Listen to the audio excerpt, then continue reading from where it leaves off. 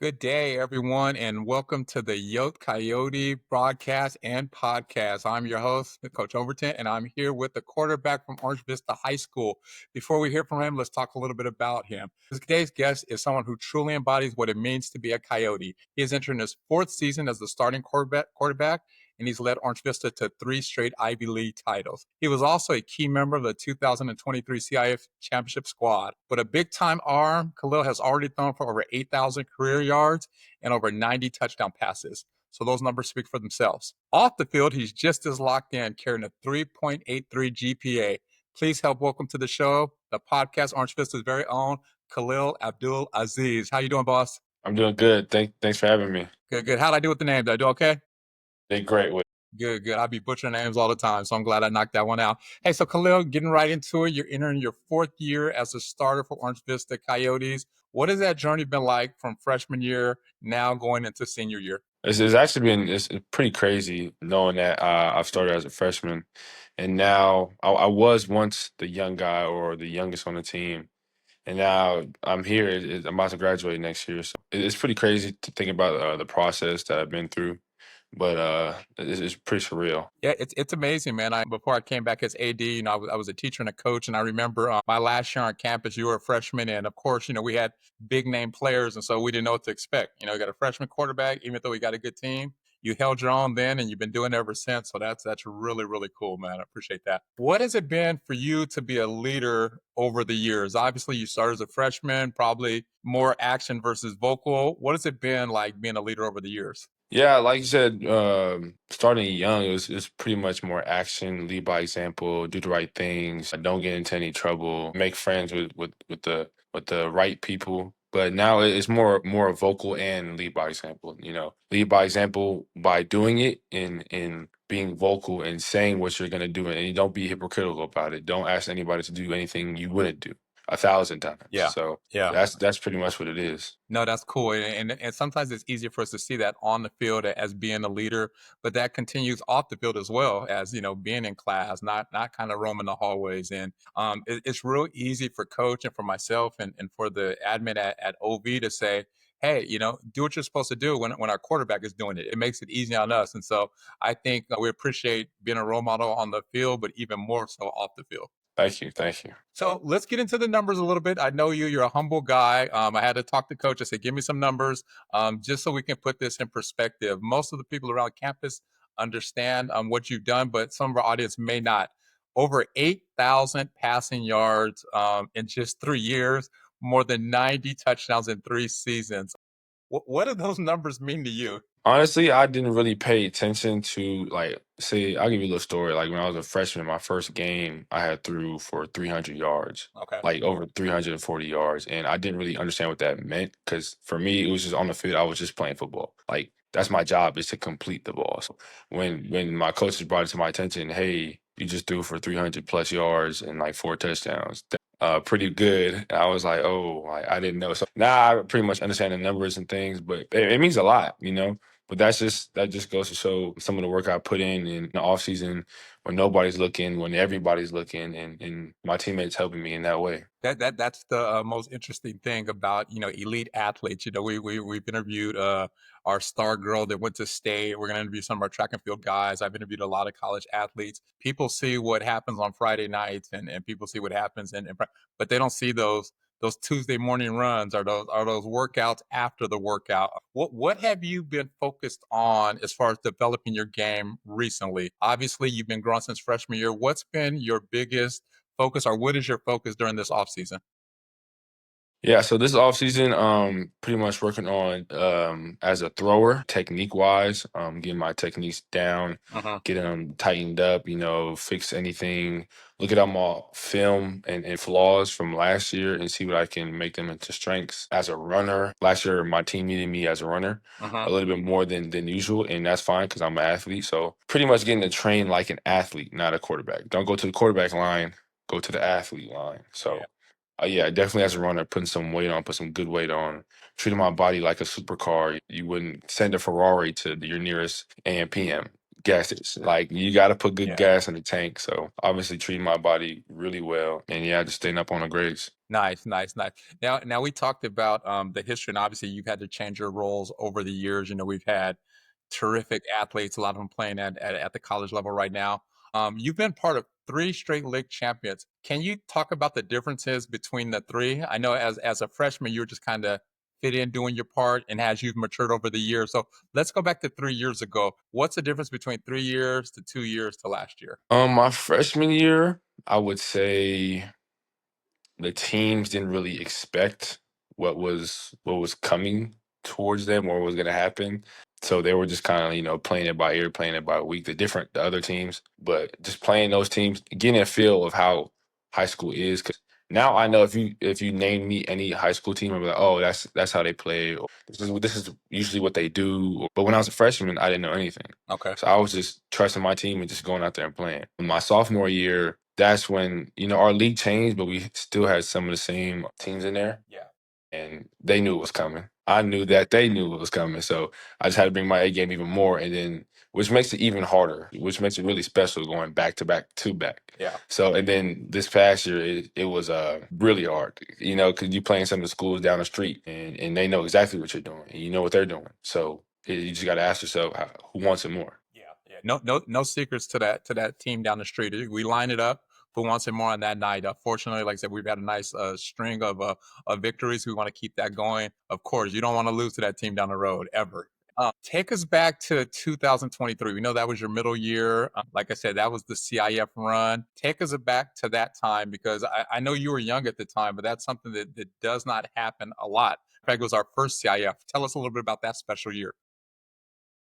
What's so special about it is probably like mid-August. We had some coaching changes. We had our scrimmage and offensive coaching changes, so we had to switch our offense, our whole entire offense that we've been learning preseason and everything. We had to switch it a week before we scrimmaged Corona Centennial. Wow.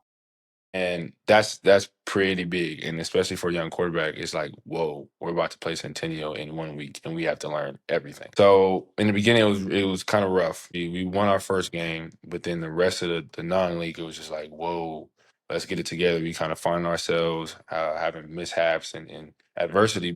Eventually, with our leaders in our coaching staff, our great men coaching staff, Yeah. got us right. And we pulled it together, won our last game of league, and just carried on to that during the playoffs and stuff. So it was really hard during the playoffs because it's cold. Nobody wants to be there. Nobody's on campus. It's just you. It's just Yeah. you and the band kids Yeah. at practice. So it's dark. There's barely any cars driving by.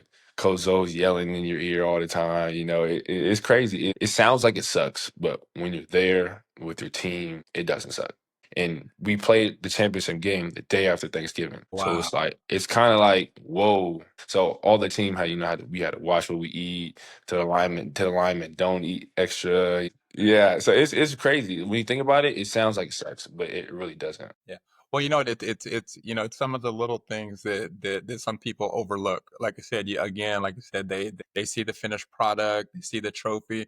Don't get me wrong, man. I got lucky. I inherited that trophy sitting in my office, and I claim it like I was there, and I wasn't even there. I was in the stands cheering for you guys, but people see that, they see the glory, they see the names in the paper, but they don't see those watching what you're eating on Thanksgiving and going to practice the day before and missing out on a lot of the stuff that most teenagers get to do all the time because you're focused on the goal. And so people don't see that, but that's the grunt work that goes into a championship team.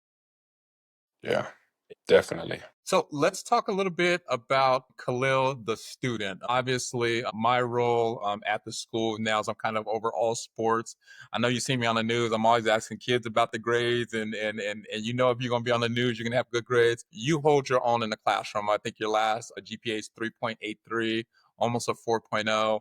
It's clear you take it seriously. How do you balance your time between all the work you put on the field and all the work it takes to have great grades? It's really hard, actually, to be an elite athlete and do the things off the field, and to balance that with school is pretty hard. But just getting this stuff done in class helps me, so I won't have to do it after class. Because I know when that bell rings at 3:35 and everybody's going home, I'm not going home because I'm going to practice, and then after practice, I'm going to another training. So I got a lot of things to do in one day, and I'm gonna use my time wisely. So I just kind of use the saying, "Be where your feet are." If I'm at school, if I'm in math class, or I'm in history, if I'm in English, be in English. Don't be in football. Don't watch film during English. You know what I'm saying? So, and the same thing about football. Don't think about anything else other than football when you're at football practice. So, no, just be where your feet are, and the balance comes where it is. Yeah.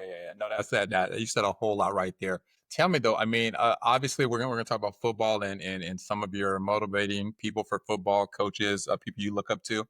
But what about academics? I mean, like I said, not everybody's got the grades that you have. Who pushes you as far as grade wise? Is that self? Is that mom and dad? Is that who does that? Definitely my mom. Definitely my mom. Yeah, Okay. definitely. She definitely pushes me, and she doesn't care if I'm the starting quarterback. She doesn't care. I'm her son first. That's what she's gonna do. It's I don't know how to explain it. It's just she's my mom. Yeah, You know what I'm yeah, saying? yeah. I So think I she think I has met expectations from me. I think I met mom the other day. Your little brother signing up, getting a physical or something. Yeah. That was my grandma with my mom. Yeah, Grandma, my okay, mother. okay, yeah, I saw the family. You could tell they was proud, but you could tell they meant business. So that's all good. Yeah. Very cool, very cool. Hey, so a lot of times on this podcast, and we've talked to coaches and a couple athletes, we talk about the culture at Orange Vista. I can tell you, I've been around at several different schools as a teacher, as an admin. The culture at Orange Vista is something different. It's something special. How would you describe the culture at Orange Vista, whether it's the teachers, the ASB, the pep rallies? How would you describe that? Very unique. Very unique. One in a million for sure. Because well, like you said, you don't see a lot of the things we do at Orange Vista. You don't see that at a lot of high schools, and this is pretty special what we got going on at Orange Vista. Yeah, absolutely. It's funny, because like I said, I've been had a chance to go to a couple places too, and people would get mad at me because I would brag on them. I'm like, look, I'm not trying to say nothing, but first day of school, we got the red carpet, we got the band, we got the cheerleaders, our pep rallies off the chain, and so a lot of people that don't get a chance to be a part of it wouldn't believe it, and I don't know if all of our students appreciate it as much as they could, but I've known people that spend time on other campus and then come to us and they're just like, wow, this is crazy, man. This is off the chain, man.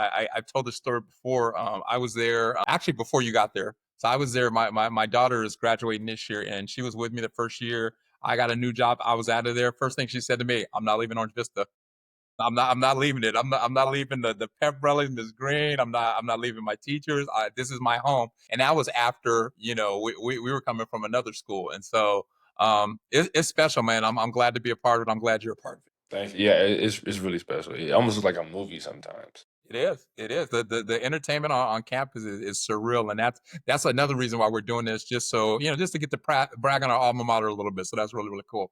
So tell me about this. You talked about keeping yourself focused, being present in the classroom, being present on the football field. How do you help keep your teammates accountable? How do you guys keep each other accountable? Because I noticed there's a lot of community between you guys. I noticed for the most part, at least what I see, you guys always pushing each other in the right direction. How do you guys keep yourself accountable? Yeah, so just leading by example. If you do it, then and also that comes up with the connection we've all had. Because some of my teammates I've known since I don't know since I was 8 years old. We playing football together, and the hangouts after school, the hangouts, on the weekends or in the summer. The connection we have, I can tell you, hey, pay attention in class, or hey, take your glasses off in class, or hey, just do certain different things. We can push each other. Then it's pretty much the same thing we do on the field, just carries into the classroom. Yeah, that's amazing. We've talked about it a little bit on the show. We was able to have Coach Zoe. We're able to have Coach Fleming, good friends, kind of handing the reins one to another. We've done our best, and it looks like they've really kept a lot of stuff in place. But what's been a little bit different? I've noticed a little pep in the step at practice. How has this spring ball been a little different than in the past? It's funny you said a little pep in the step at the practice because practice it's pretty much the same except for one little thing. We talk like a lot, like it's very competitive. Good. And I'm talking about competitive. It's like you're not like if you don't want to be here, you can leave. And we stand on that. And if you come here, you're gonna be shocked. And if you're not about it, then I mean, that's just what goes on at Orange Vista because it's very competitive. We feel if we can go at each other like this, offense versus defense at practice, best on best pretty much every single day. It's only gonna make us better when we play different teams. So Absolutely. and yeah, it'll make it easier for us. Yeah, no, absolutely, man. When you line up with the guys on our defense and Coach Fleming, we've talked about several of the athletes on both sides of the field. Man, our ones on ones, we're not going to see anybody in our league that's going to match up better than the guys in practice. So if we bring that energy at practice, it's going to very much have us prepare for the season. So that's really really cool. Yeah. Hey, so Khalil, I want to have a little fun. I want to do a little bit of rapid fire questions. I want people to get to know you a little bit more, the ones that don't know you so well. So I'm going to run off 4 or 5 rapid fire questions. There are no wrong answers. Let's get into it. What is your favorite pregame meal? Favorite pregame meal is definitely pasta. Any type of pasta, fettuccine, spaghettis, any type of pasta. Absolutely. Favorite hype song to get you ready for a game? Favorite hype song to get me What's in your playlist probably right now? probably "Hey" by Lil Baby. Okay. Okay. Sounds good. Yeah. Favorite NFL quarterback? Right now, Yeah. Patrick Mahomes. Oh, he's the man. I see a little bit of your style. Oh, that's really cool. Who pushes you the most on the field? Myself. Yourself? Off the field, who pushes you the most? Myself. Ah, good answer. Any place that you could travel, visit in the world, where would it be? Definitely Dubai. Nice. If you weren't playing football, what sport would you play? If I wasn't playing, probably basketball. Excellent, excellent. Last one about you. What is something that would surprise people about you? What is something that nobody knows about Khalil or most people that know that would be surprising? Something that's surprising about myself. I like to doodle. I like to doodle. I'm a doodler. Yeah. Excellent, excellent. That's pretty cool. I didn't know. We always get hidden talents. Usually, Yeah. somebody be a singer. Good thing you didn't say singer. I had to put you on the spot. But sometimes it's singing, sometimes it's playing an instrument. So doodling that's safe. Safe. Hey, so let's learn a little bit about our teammates while we're here. Obviously, your teammates are going to watch this. We're gonna play a game called Who's Most Likely. All right. And you can't use yourself in this. So if I say something, it can't be you. Okay. Out of all of your teammates, who's the likely to be the first one to practice? First one to practice Yeah.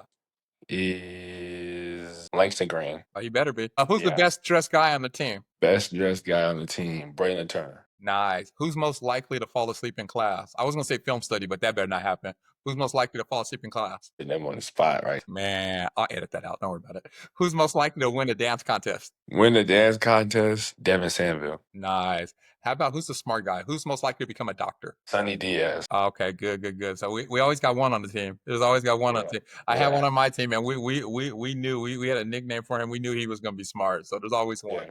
All right, that was fun. That was fun. Hey, so looking ahead to your final high school season, have you thought about any personal or team goals that you're focused on? I'll start with team goals. We made it like my sophomore year. We made it 15 games. We made it to the regional finals. Now I know I can do it. I know our team can do it. So our goal is for 16 games. Kind of short term goals for the season. I know everybody likes to say, "Oh, 16 games. Let's go all the way. Let's go to the championship." You can't get there if you don't win your first game or your second game or your third game. So just taking it week by week with the team and getting better at what we do is pretty much one of the biggest goals we have. One of my goals for this season is just to get a full ride scholarship. Get my college degree paid for, 4 years just paid for at a great program, whatever that may be. Yeah. During this season, be the best team that I can be, elevate my game, and look like the same but a different kind of quarterback in a way, and an even better quarterback. So just to elevate my game on the field. Excellent, excellent. We talked about colleges again. We don't need to drop any names right now, but what kind of college are you looking for at the next level? I mean, is there a particular field you want to study? Do we want to go East Coast? Do we want to stay home? What are some of the things you're kind of looking for in a university? The way I was raised, I don't really have a preference on where I go, because where I go is where I go, and my family tells me go be a man by yourself. Yeah. So you don't have to stay in California. Just go spread your wings, and that's how just kind of the person I am. Yeah, yeah. What kind of school? Definitely communication, because I want to be a broadcaster. Do a little Tony Romo, do a little Greg Golson type thing. Long money. Yeah. Yeah. So do that type of thing. As far as football, just a great program with the community that is a family that loves each other. Obviously, great offensive scheme, and that allows the quarterback to sling it. Yeah. No, absolutely. And you said a lot, man. Like I said, you want to more than anything else, you want to be somewhere that they want you. And someone that's going to invest that kind of the time and the scholarship for you to get an education. That's awesome, man. I can tell you this: wherever you end up, they're in for a treat, man. So I look forward to not only this year, but the many years after this, man. I can't wait. Thank you. Hey, one last question, and I'm gonna let you go. When people look back at your time, when people look back at your time at Orange Vista, what kind of legacy do you hope that they remember you for? Obviously, 4 years. What do you hope they remember about you? I hope people remember me as the funny guy that just loves. It's not my only personality as is being a football player. I hope people remember me as the guy who's always involved, or the leader, or the helper. Just any kind of positive name you want to put on me. Definitely, yeah. Okay, awesome. Hey, man, this has been excellent, man. Like I said, I got a chance to get to know you a little bit better. Everything I've seen about you is positive, man. The way you carry yourself, the way your teammates look up to you, the way the school looks up to you, killing in the classroom. And I am happy to be a part of your journey. I can't wait to see you on the field. I'll talk to you soon, Khalil. Thank you. See you soon. All right.